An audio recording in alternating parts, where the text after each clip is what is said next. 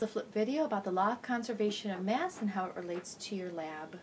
In the law of conservation of mass, matter is neither created nor destroyed. It is conserved. In other words, you can't just make up matter out of nowhere and you can't destroy it like poof, it's gone. Instead, what happens is, let's take a look at our reaction.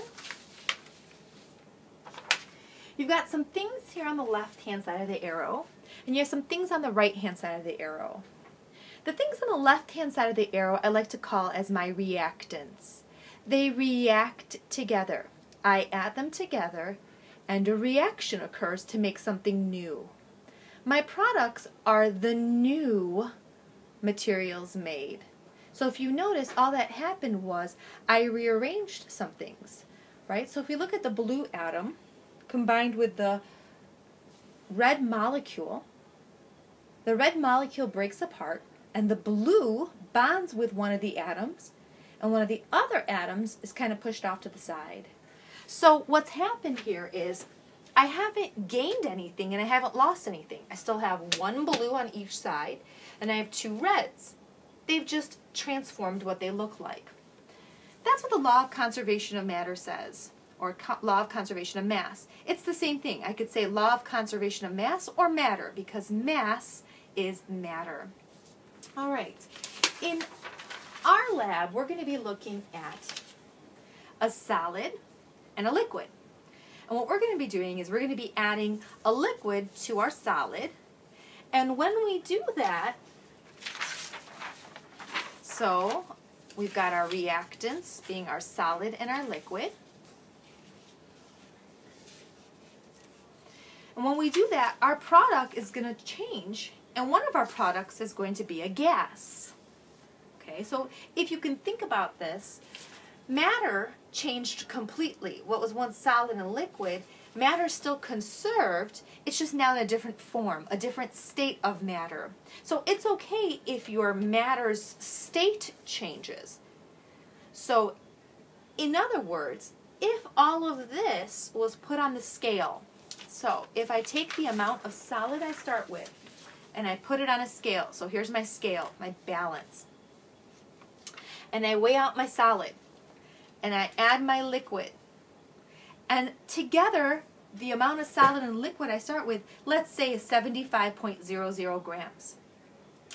When I react them together, right, when I react them together and poof, make them gas, this gas, if I could find a way to collect it, should weigh 75 grams. Why? Because the law of conservation of mass says, right, matter is not created or destroyed. So I can't just destroy my matter.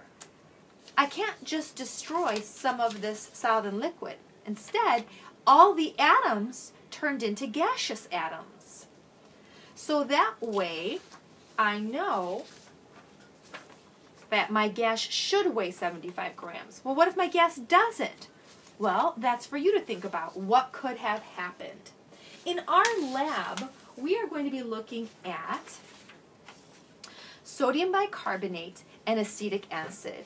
And you know sodium bicarbonate and acetic acid.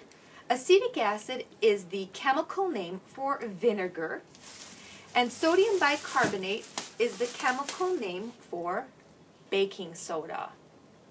In our lab, we're going to be using these two as our reactants, baking soda and vinegar. Okay? When we add these two together, which you probably have done before, maybe to make a volcano, right, we are going to be generating a lot of things. One of them is going to be a gas. So in this lab, when these two react,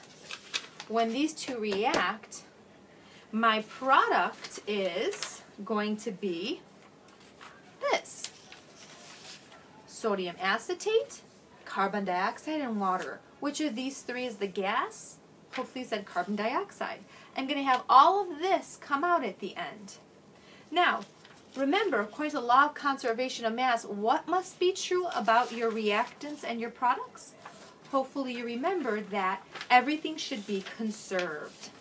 So in your lab, the goal is going to be If I start out with a certain amount of reactants, add them together, in other words, react them, and I know the mass of what they are to begin with, then your goal is going to be then to figure out a way to trap the gas and show that the gas weighs exactly the same as your beginning product, as your beginning reactants, sorry. In other words, you have to show that you've conserved the mass.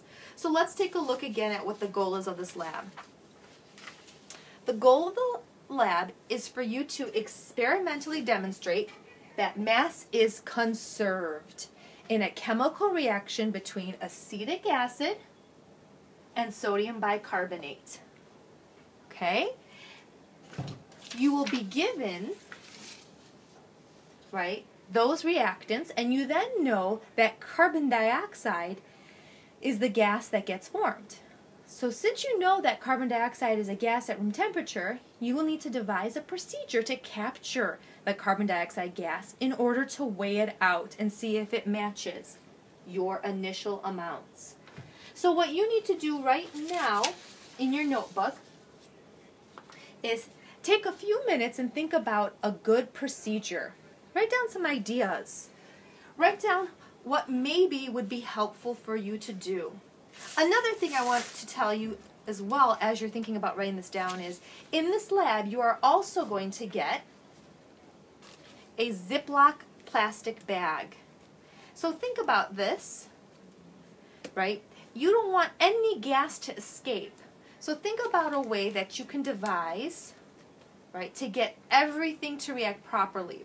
Now you also want to make sure that you take into consideration that the weights of the containers you measure things in have been subtracted out as well. You don't want those to be involved. You want to know just the weight of your reactants and the weight of the products that get made. They should match. Good? Hopefully you have some ideas written down. Feel free to go back and rewatch the video. Take a couple minutes. Make sure you've got a good procedure or initial procedure written down. We are going to get more details in class, so as long as you come with ideas written down.